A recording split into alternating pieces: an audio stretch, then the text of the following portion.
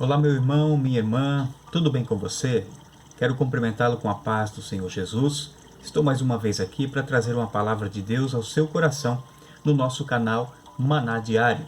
Sou o evangelista Claudionir e nesta oportunidade quero trazer ao seu conhecimento a palavra de Deus através da nossa lição da Escola Bíblica Dominical. A primeira lição do segundo trimestre do ano de 2020, lição esta que trata sobre a igreja eleita, redimida pelo sangue de Cristo e selada com o Espírito Santo da promessa. Esta é a lição. Para você que já a tem em suas mãos, você poderá estar acompanhando a nossa primeira lição. Para você que ainda não tem, você pode adquirir em alguma livraria ou alguma das nossas igrejas. Você pode estar adquirindo a sua lição da Escola Bíblica e poder acompanhar a palavra de Deus. Nós vamos estar trabalhando especialmente durante esse trimestre a leitura da carta aos Efésios, a carta que Paulo escreve à igreja em Éfeso, igreja esta fundada por ele próprio na sua terceira viagem missionária. As lições, durante 13 encontros, nós vamos trabalhar algumas lições muito importantes e a nossa primeira lição será Carta aos Efésios, saudações aos destinatários. Essa primeira lição, vai trazer aqui um panorama geral acerca da carta escrita aos Efésios. Portanto, você que deseja, e você pode estar aí compartilhando este vídeo para seus amigos, para as pessoas que você ama, para que eles também cheguem ao conhecimento da palavra de Deus. Se inscreva no nosso canal, #manadiário. Você também pode curtir, você pode compartilhar e deixar aí os seus comentários. Pois bem, a nossa lição de número 1 trataria-se então do dia 5 de abril do ano de 2020. Carta aos Efésios, saudação aos destinatários. O texto áureo desta lição se encontra na Carta aos Efésios, capítulo de número 1, versículo de número 2, onde está escrito assim: A vós, graça e paz da parte de Deus, nosso Pai, e do Senhor Jesus Cristo. Este é o texto áureo da nossa primeira lição do segundo trimestre do ano de 2020. A verdade prática vai dizer que a Epístola aos Efésios revela o propósito eterno de Deus para a Igreja de Jesus Cristo. Então, o propósito, de Deus para a Igreja de Jesus Cristo está revelado aqui na carta aos Efésios. Lembrando aos irmãos que a nossa lição da Escola Bíblica desse trimestre, o comentarista dela é o pastor e mestre Douglas Batista, presidente do Conselho de Cultura da CGADB, líder da Assembleia de Deus Missão no Distrito Federal, doutor em Teologia e licenciado em Filosofia. Portanto, o pastor Douglas Batista é o comentarista desta lição do nosso segundo trimestre. A nossa leitura bíblica em classe, você que deseja acompanhar na sua Bíblia, pode estar fazendo neste momento. Carta aos Efésios e também no livro de Atos, Efésios capítulo 1, versículos 1 e 2. E depois vamos ler uma porção do livro de Atos, capítulo 19, versículos 1 ao 7. Diz-nos assim a palavra do Senhor: Paulo, apóstolo de Jesus Cristo, pela vontade de Deus, aos santos que estão em Éfeso e fiéis em Cristo Jesus. A vós, graça e paz da parte de Deus, nosso Pai, e do Senhor Jesus Cristo. Atos 19:1 diz assim: E sucedeu que, enquanto Apolo estava em Corinto, Paulo, tendo passado por todas as regiões superiores, chegou a Éfeso e, achando ali alguns discípulos, disse-lhes: Vocês já receberam o Espírito Santo quando creram? E eles disseram-lhe: Nós nem ainda ouvimos que haja Espírito Santo. Perguntou-lhes então Paulo: Em que sois batizados? Eles disseram: No batismo de João. Mas Paulo disse: Certamente não batizou com o batismo, João batizou com o batismo do arrependimento, dizendo ao povo que cresce no que após ele haveria de vir, isto é, em Jesus Cristo. E os que ouviram foram batizados em nome do Senhor Jesus. E impondo-lhes Paulo as mãos, veio sobre eles o Espírito Santo, e falavam línguas e profetizavam. Estes eram ao todo uns 12 irmãos. O objetivo geral desse estudo é mostrar o propósito divino na Epístola aos Efésios. Também vamos apresentar aqui no estudo de hoje a autoria e a data desta carta, desta epístola, identificar para quem foi dirigida essa epístola aos Efésios e explicar o propósito da escrita e a mensagem contida na epístola. Na introdução, a epístola aos Efésios é denominada de a coroa dos escritos de Paulo, ou também de a rainha das epístolas. Nela, o propósito eterno de Deus para a igreja está revelado por meio de Cristo Jesus. Então, dentro dos escritos paulinos, a carta aos Efésios é de muita importância. E eu pergunto a você, você já leu a carta aos Efésios? Você já leu essa escritura? Já meditou nela? Já viu o quanto ela é importante para a sua vida? Se não fez, você tem a oportunidade. Comece a fazê-lo e comece a meditar na palavra de Deus. E assim você estará absorvendo o conteúdo ensinado na escola bíblica de uma forma muito mais gloriosa, muito mais profunda. Quanto à autoria e data, a autoria inicia acerca de Paulo, na declaração da sua identidade, onde ele mesmo se identifica na carta, dizendo assim: Paulo, apóstolo de Jesus Cristo. Capítulo 1, versículo 1, já na parte A, ele já inicia identificando-se, e isto era uma forma de eles se identificarem nas epístolas na cultura daquela época.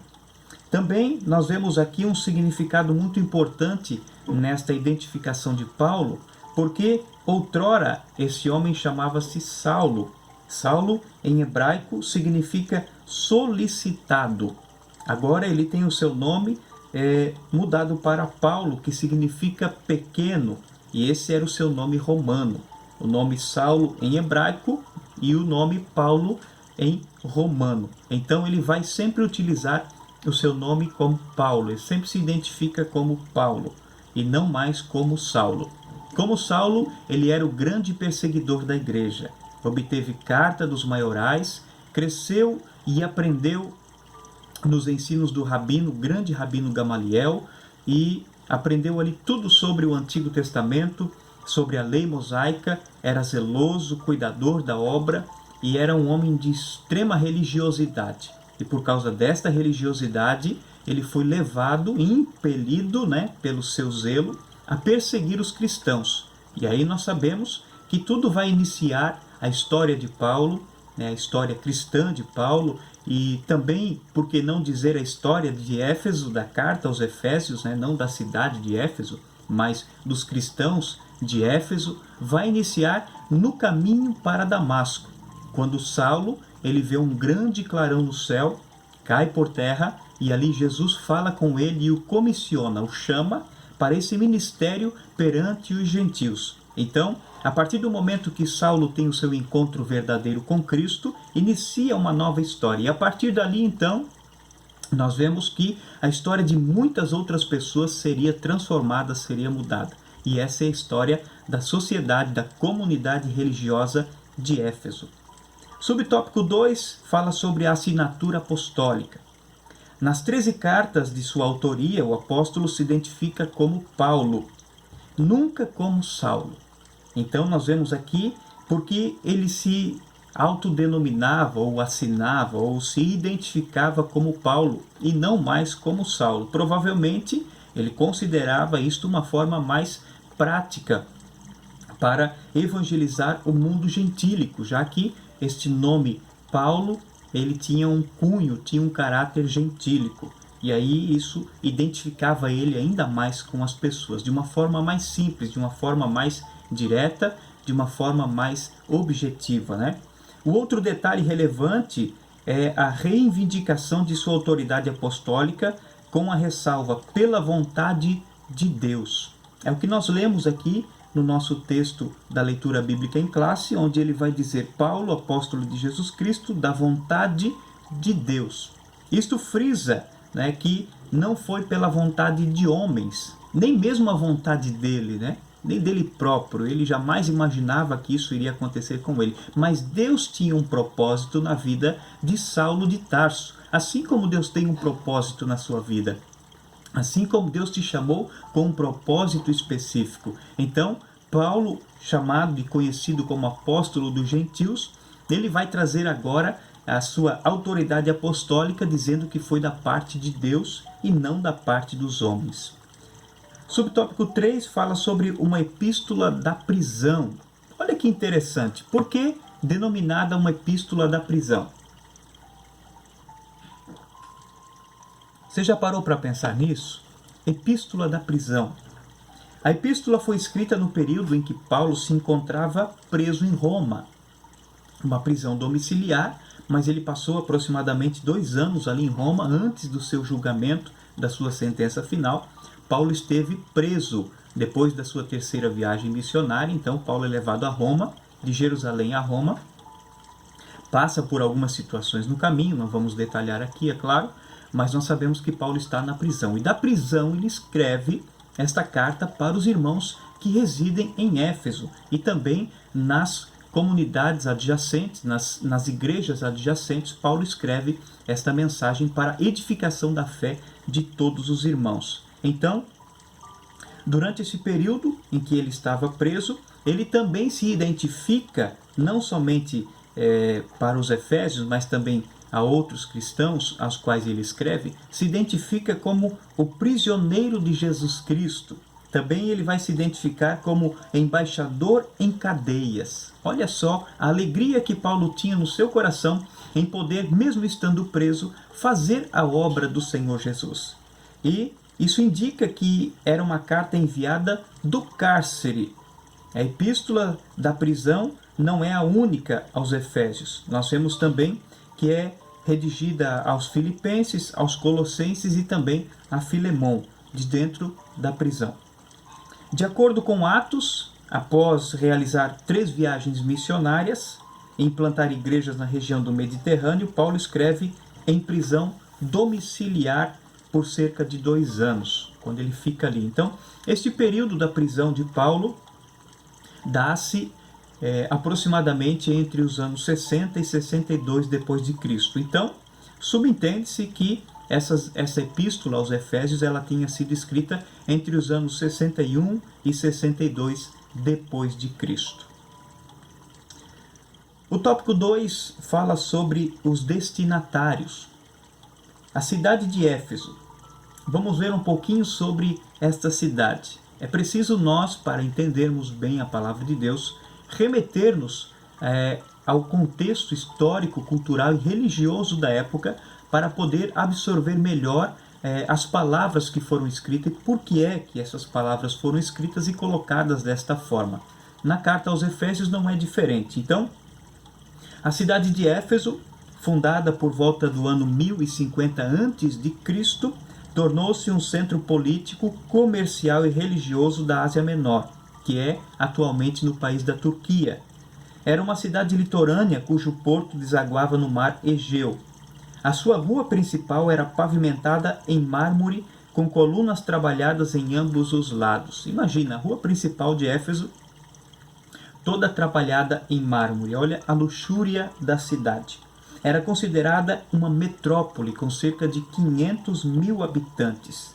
Tinha o maior anfiteatro do mundo, com a capacidade para 25 mil espectadores. Para o mundo atual, para o mundo da época, Éfeso possuía o maior anfiteatro, 25 mil pessoas sentadas cabiam naquele anfiteatro. Próximo da cidade de Éfeso, também ali, próximo do anfiteatro, ficava o estádio com a pista de corrida e também a arena onde ocorriam as lutas entre animais ou lutas entre homens e animais, os gladiadores, onde acontecia ali também essa festividade e tudo atraía a população das cidades adjacentes para trazer então um grande fluxo de visitantes, um grande fluxo de turistas já naquela época para a cidade de Éfeso. E isso a tornava importante, isso a tornava imponente, uma cidade orgulhosa, uma cidade que tinha então do que se gabar por causa da sua riqueza. E é ali, daquela grande metrópole, que saem então as comitivas, saem também os cristãos que vão evangelizando as cidades vizinhas por ser ali um grande centro e ali ocorria um grande fluxo de pessoas. Quanto à religiosidade de Éfeso, aqui está um ponto muito importante.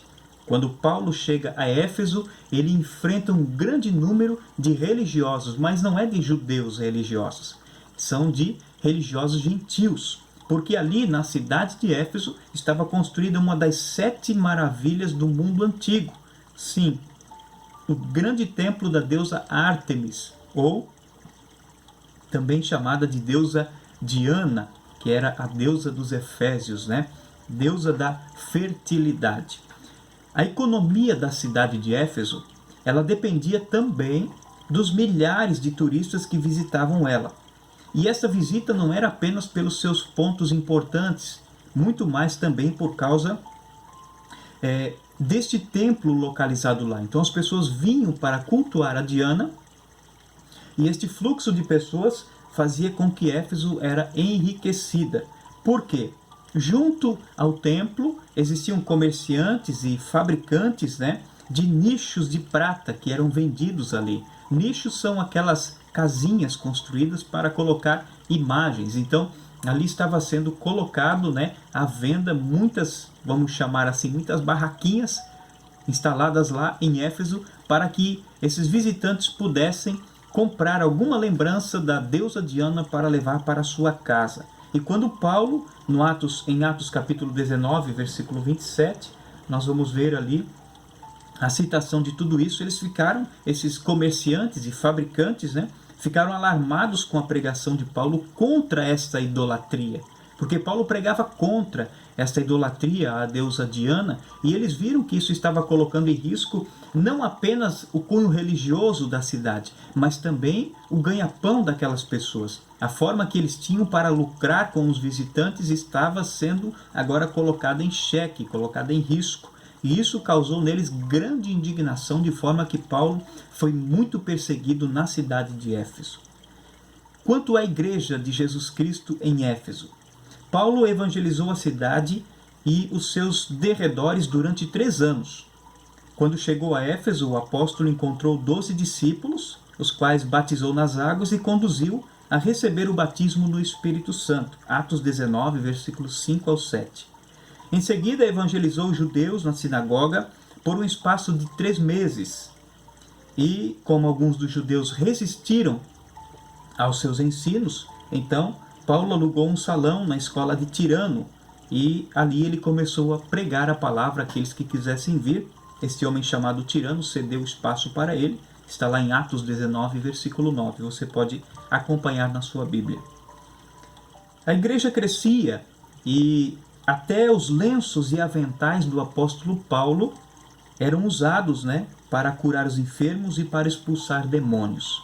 Isso aqui é muito importante frisarmos, porque aqui não é uma regra, aqui não é uma doutrina de que se pode utilizar lenços e aventais ou outros objetos quaisquer para que estes objetos, dotados de um poder sobrenatural, vão realizar o milagre. Isto aqui foi um fato ocorrido de forma única, de forma exclusiva na cidade de Éfeso e nas cidades adjacentes, porque a multidão era muito grande. Paulo realizava a obra do Senhor, pregando a palavra de Deus e realizando milagres através da autoridade do nome de Jesus. Porém, não podemos tomar este exemplo da vida de Paulo e torná-lo uma doutrina, dizendo que se você levar algum objeto para a sua casa, sendo ele ungido, orado, jejuado sobre ele ou qualquer outra coisa, este objeto vai curar a sua enfermidade. De forma alguma. Estaremos trazendo assim, então, um certo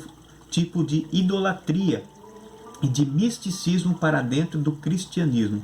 O cristianismo verdadeiro, a mensagem cristocêntrica, ela é ministrada e a autoridade do nome de Jesus é que opera o milagre na vida do homem e na vida da mulher. Então não pegue esse exemplo aqui como uma doutrina bíblica. Se fosse doutrina, ela estaria relatada em pelo menos mais 2 episódios, em pelo menos mais lugares, dizendo que deveríamos fazer assim, mas não é. Então, precisamos ter muito cuidado quando alguém nos oferece algum objeto, algum medalhão, algum crucifixo, qualquer coisa, dizendo que naquele objeto está contido o poder, a capacidade de cura, a capacidade de bênção, a capacidade de um milagre. Vemos também que os grandes líderes religiosos da igreja também passaram por Éfeso. Alguns, podemos citar aqui Apolo, Timóteo e até mesmo o apóstolo João esteve por um período atendendo a igreja de Éfeso. Concernente a Éfeso, a esta igreja, é importante também nós fazermos menção de que nas 7 cartas que Cristo fala para o apóstolo João escrever às igrejas da Ásia Menor, uma delas é Éfeso. Aliás, a primeira carta que Paulo vai escrever é a igreja de Éfeso. Então lá, logo após sair da ilha de Patmos, João vai escrever a revelação do Apocalipse, aproximadamente entre o ano 95 e o ano 100 a.C., ou depois de Cristo. Já muito tempo depois desta escrita de Paulo, aproximadamente, vamos jogar aí uns 30 anos depois de Paulo escrever a carta aos Efésios, João escreve na sua revelação no Apocalipse também uma carta direcionada à igreja de Éfeso. E ali nós vamos ver algo muito importante, muito interessante. Se você quiser acompanhar, você pode pegar a sua Bíblia e nós vamos fazer menção deste texto de Apocalipse, capítulo de número 2. Nós vamos ver ali no versículo 1, onde diz assim: escreve ao anjo da igreja que está em Éfeso. Isto diz aquele que tem na sua destra 7 estrelas, que anda no meio dos 7 castiçais de ouro. Eu sei as tuas obras, e o teu trabalho, e a tua paciência. A Escritura diz assim: e que não podes sofrer os maus, e puseste à prova os que se dizem apóstolos, e não são, e tu já os achaste mentirosos. E sofreste, tens paciência, trabalhaste pelo meu nome e não te cansaste. Tenho, porém, contra ti que deixaste o teu primeiro amor. Lembra-te, pois, de onde caíste, e arrepende-te. Pratica as primeiras obras. Quando não, brevemente te virei a ti e tirarei do seu lugar o teu castiçal, se não te arrependeres. Tens, porém, isto, que aborreces as obras dos nicolaítas, as quais eu também aborreço. Quem tem ouvidos, ouça o que o Espírito diz às igrejas.